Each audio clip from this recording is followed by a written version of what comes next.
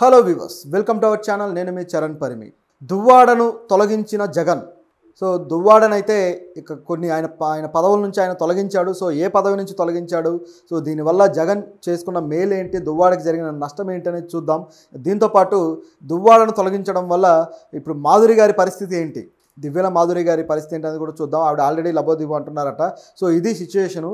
So వీళ్ళ మధ్య already చిన్న చిన్న గ్యాప్లు అయితే కనిపిస్తూ ఉన్నాయి. ఏదైతే గొడవ దువ్వాడ జరుగుతూ ఉందో, ఈ గొడవ సంబంధించిన వ్యక్తులు వాణి గారు కావచ్చు, అలాగే మాధురి గారు కావచ్చు, అట్లాగే దువ్వాడ శ్రీనివాస్ కావచ్చు, వీళ్ళ మధ్య కొన్ని గ్యాప్లు అయితే వచ్చేస్తున్నాయి అన్నమాట. అలాగే ఇప్పటిదాకా ఉన్న సినారియోస్ అన్నీ కూడా మారిపోయి మరో రకంగా పరిణమించిన పరిస్థితి అయితే వచ్చింది. ఇప్పటిదాకా వీళ్ళ డిమాండ్లు ఒకలాగా ఉంటే ఇప్పుడు డిమాండ్లు కూడా మారిపోయి మరోలాగా తయారైంది. అయితే ఈ ప్రాసెస్లో డిమాండ్లు అయితే మారాయి, కానీ ఇక జగన్ అయితే దీన్ని ఏమాత్రం ఉపేక్షించేది లేదు అని చెప్పేసి గట్టిగా తన చర్యలు అయితే తీసుకున్నారు.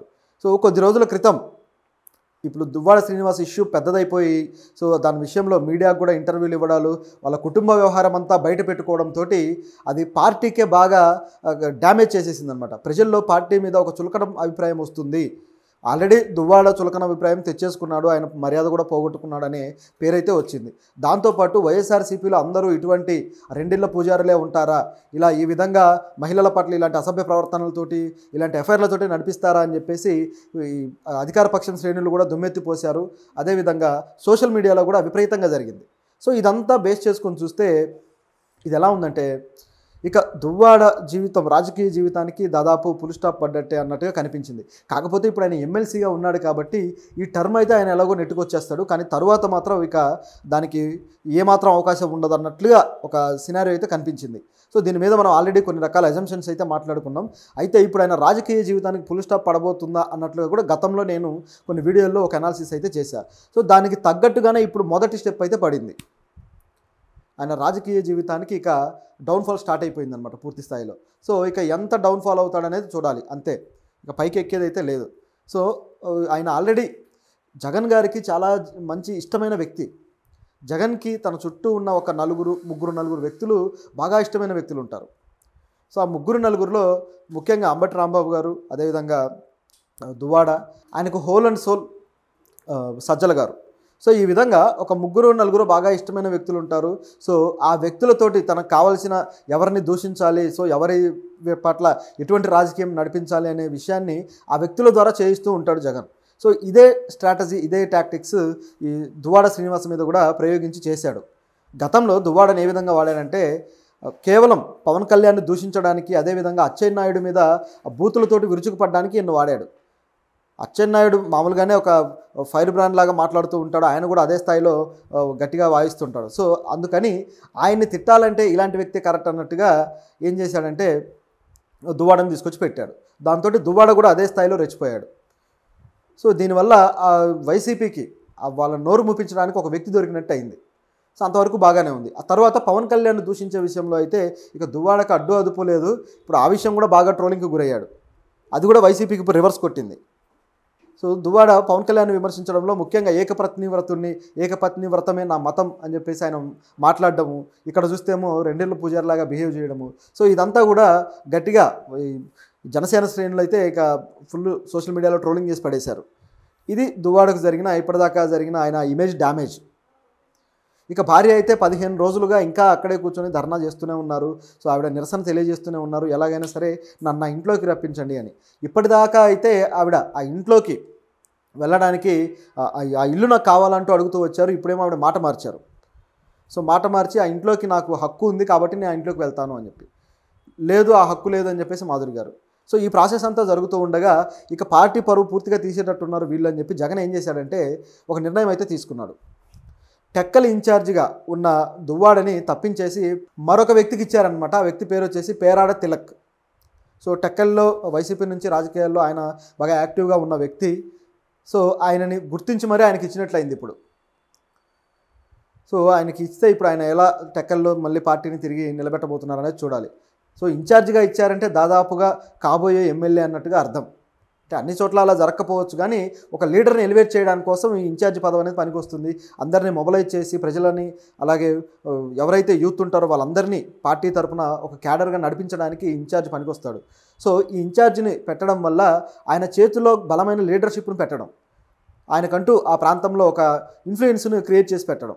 అంటే ఇక దువ్వాడ ఇన్ఫ్లుయెన్స్ని తగ్గించి ఇటువైపు ఈయనని బలపరుస్తున్నాడు అనేది ఇక్కడ క్లియర్గా కనిపిస్తుంది. సో ఇక్కడ దువ్వాడని దాదాపు సైడ్ చేసినట్టే. అయితే మొన్న 3-4 రోజుల క్రితం జరిగిన ఒక సంఘటన కూడా దీనికి కారణమైంది. అదేంటయ్యా అంటే, ఈ గొడవ జరుగుతూ ఉంది, ఆ ఇంట్లో నాకు హక్కు ఉంది అంటూ వాణి గారు వాదిస్తూ వచ్చారు కదా. చివరికి ఆవిడకి దెబ్బ కొట్టడానికి ఏం చేయాలని ఆలోచించిన దువ్వాడ ఒక ప్లాన్ వేశాడు. తన ఇంటి మీద ఎమ్మెల్సీ ఆఫీస్ అని చెప్పేసి రాసుకొని జగన్ బొమ్మ ఈయన బొమ్మ వేసుకొని దాన్ని తగిలించాడు. ఆ ఇంటిని ఎమ్మెల్సీ ఆఫీస్ చేసేసాడు. సో దాంతో అది ప్రజలకు సంబంధించిన కార్యాలయంలాగా ఉంటుంది కాబట్టి సో ఆవిడ అడగడానికి అవకాశం ఉండదనేది ఆయన భావన.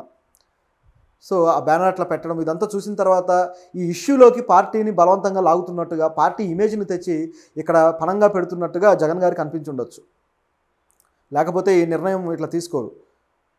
సో అలా అనిపించింది కాబట్టే ఇంత త్వరగా నిర్ణయం తీసుకొని పార్టీని ఇంకా నువ్వు లాగొద్దు, మర్యాదగా ఉన్నట్టుగా చెప్పినట్టుంది. అదేవిధంగా ఇటువైపు వాణి గారికి కూడా ఆవిడ చాలా రోజుల నుంచి కూడా ఆయన మీద దుమ్మెత్తి పోస్తున్నారు, రకరకాలుగా మాట్లాడుతూ ఉన్నారు. ప్రస్తుతం చూస్తే సైలెంట్ అయిపోయారు. ఇంకా చెప్పాలంటే మీడియాలో కన్నీరు పెట్టుకుంటున్నారు. సో మాకు అన్యాయం జరిగింది, ఈయన ఇట్లా చేస్తాడా అని చెప్పేసి. సో ఎందుకు ఈ విధంగా మారిపోయింది ఆవిడ స్ట్రాటజీ అంటే ఒకటే కారణం, జగన్ గారు ఆవిడని కాస్త మందలించినట్టుగా కనిపిస్తుంది చూస్తుంటే. లేకపోతే స్ట్రాటజీ మార్చుకోవాల్సిన అవసరం లేదు. ఎందుకంటే ఆయనతోటి కలిసి జీవించాలని ఆవిడేం కోరుకోవట్లేదు. సో ఎవరి దారి వాళ్ళు చూసుకోవాలనుకున్నారు. కాకపోతే ఆ ఇంటిలో వాటా కావచ్చు, వ్యాపారంలో వాటాలు కావచ్చు, సో ఆస్తులు భాగాలు చేసేయాలనేది ఆవిడ కాన్సెప్ట్. ఆయనతో కలిసి జీవించడం అయితే కాదు. సో ఈ ఆరోపణ కూడా ఆయన్ని నిరూపించడం కోసం, ఎందుకంటే పబ్లిక్లో నిరూపించేస్తే ఇక అది తెగేదాకా వస్తుంది కాబట్టి అది ఆవిడ ఆలోచించినట్టుంది. సో ఆ విధంగా వెళ్ళారు. చివరికి అది బెడిసి కొట్టి ఇప్పుడు ఆవిడకి ఎటువంటి ప్రాధాన్యత లేకుండా పోయి పార్టీలో కూడా ఆవిడ టెక్కల్ ఇన్ఛార్జిగా గతంలో చేసి ఇప్పుడు ఆవిడ ఈయన ఎమ్మెల్సీ అవ్వడంతో ఆవిడ కూడా సైలెంట్ అయిపోయారు. ఆవిడ కూడా రాజకీయంగా తన ప్రాతినిధ్యం కోసం ప్రయత్నించి తన ఆధిపత్యం చూపించుకోవాలని, అలాగే ఆయన పదవి పీకేయండి అని చెప్పేసి మీడియాలో కూడా రకరకాలుగా ఆవిడ వ్యాఖ్యానించారు. ఎమ్మెల్సీ పదవి నుంచి తీసేయండి, ఇలాంటి వ్యక్తి ప్రజలకు ఏం పరిపాలన అందిస్తాడు అని చెప్పేసి ఆవిడ కూతురు కూడా హైందవి గారు ఆవిడ కూడా అదేవిధంగా తన తండ్రి గురించి వ్యాఖ్యానించారు. సో ఇంత జరిగింది కాబట్టి ఇక వీళ్ళు కూడా పార్టీ నుంచి సైడ్ అయిపోయినట్టే. ఇంకా టెక్కల్లో వీళ్ళకు కూడా ఎటువంటి ప్రాధాన్యత అయితే లేదు. సో ఆవిడ ఏదైతే రాజకీయంగా కలలు కన్నారో అది డ్యామేజ్ అయినట్టే. కాకపోతే ఆవిడకున్న అవకాశం ఏంటంటే ఇప్పుడు భర్తని తప్పుడు వ్యక్తిగా ఆవిడ కొద్ది గొప్ప చూపించగలిగారు కాబట్టి ఇప్పుడు టెక్కల్లో ఇన్ఛార్జి కాకపోయినా తనకంటూ ఒక సొంతంగా ఒక ఇన్ఫ్లుయెన్స్ తెచ్చుకొని తను అడుగులు వేయడానికైతే అది పనికొస్తుంది. సో అంతవరకు ఇది వర్కౌట్ అవుతుందన్నమాట. సో ఇది ఆవిడకున్న స్ట్రాటజీ. సో మందలించడం వల్లే ఆవిడ రూట్ మార్చేసి నాకు ఆ ఇంట్లో ప్రవేశం ఇస్తే చాలంటూ అడుగుతూ వచ్చారు. సో దానికి మాధురి గారు కూడా ఒప్పుకోలేదు. అయితే మాధురి గారి వైపు నుంచి చూస్తే ఇప్పుడు ఈ సినారియో అంతా జరిగిన తర్వాత ఎప్పుడైతే ఆ జగన్ ఈయన పదవి పీకేశారో అక్కడ నుంచి ఆవిడ స్ట్రాటజీ కూడా వేరే అయిపోయింది. సో ఏమైందంటే ఇప్పటిదాకా అంటే ఆయన అధికారి, ఆయనకి ప్రభుత్వం ఒక అండదండలు ఉంటాయి, అన్ని రకాల సపోర్ట్ ఉంటుంది. కానీ ఇప్పుడు జగన్ సపోర్ట్ చేయడం అని అర్థమైన తర్వాత ఏమైనా జరగచ్చు అనే భయం మాధురి గారికి పట్టుకుంది. సో దాంతో ఆవిడ కూడా వేరే విధంగా ఆలోచిస్తున్నారు, అమెరికా వెళ్ళిపోవాలనుకుంటున్నారు అనేది ఒక వార్త అయితే ఉంది. అయితే దీంతోపాటు ఆ ఇంటికి సంబంధించి కూడా ఈ ఇంటి కోసం ఈయన ఇల్లు కట్టడానికి నేను దాదాపు 2 కోట్ల రూపాయల డబ్బులు ఇచ్చాను సో శ్రీనివాస్ గారికి, కాబట్టి ఆ డబ్బులు నాకు తిరిగి ఇస్తే అప్పుడు నేను నీకు పర్మిషన్ ఇస్తాను అన్నట్లుగా ఆవిడతోటి గట్టిగా కౌంటర్ అయితే వేశారు. సో మరి ఆ 2 కోట్ల రూపాయల సంగతి ఏంటి, దానికి సంబంధించిన ప్రూఫ్లు ఏంటి అనేది ఆవిడ కొన్ని చెక్కుల రూపంలో బయట పెట్టారు. శ్రీనివాస్ గారు చెక్కులు, ఖాళీ చెక్కులు ఇచ్చారన్నట్టుగా. సో ఇదంతా జరిగింది. కానీ ఓవరాల్గా చూస్తే ఆ ఇంట్లో పర్మిషన్ ఇవ్వకుండా ఉండటానికే ఈవిడ ఈ 2 కోట్ల ప్రస్తావన అయితే తెచ్చారు. మరి ఆ 2 కోట్లు వాణి గారు ఇవ్వాలా లేకపోతే శ్రీనివాస్ ఇవ్వాలా, ఎవరు ఇవ్వాలనేది క్లారిటీ అయితే ఇక ఆవిడకు ఆల్రెడీ ఉంది అనుకోండి. ఏంటంటే శ్రీనివాస్ గారిని వదిలే ఉద్దేశం ఆవిడకి లేదు కాబట్టి ఇది వాణి గారికి కౌంటర్గా ఇచ్చారు. డబ్బులు ఇచ్చింది నేనకే, కానీ తిరిగి ఇవ్వాల్సింది మాత్రం వాణి గారట. ఈ విధంగా ఆవిడ మాట్లాడారు. సో అది కేవలం ఒక కౌంటర్ లాగానే మాత్రమే ఆవిడ అనడం జరిగింది. సో ఓవరాల్గా చూసుకుంటే ఈ సినారియోలో ఒక రెండిళ్ళ పూజారిలాగా ముందుకొచ్చేసి చివరికి తన ఎఫ్ఐఆర్ వల్ల తన రాజకీయ జీవితానికే భూస్థాపితం చేసుకోబోతున్న ఒక నాయకుడిగా, ఒక ఫెయిల్యూర్గా ఈయన కనిపించబోతున్నాడు. సో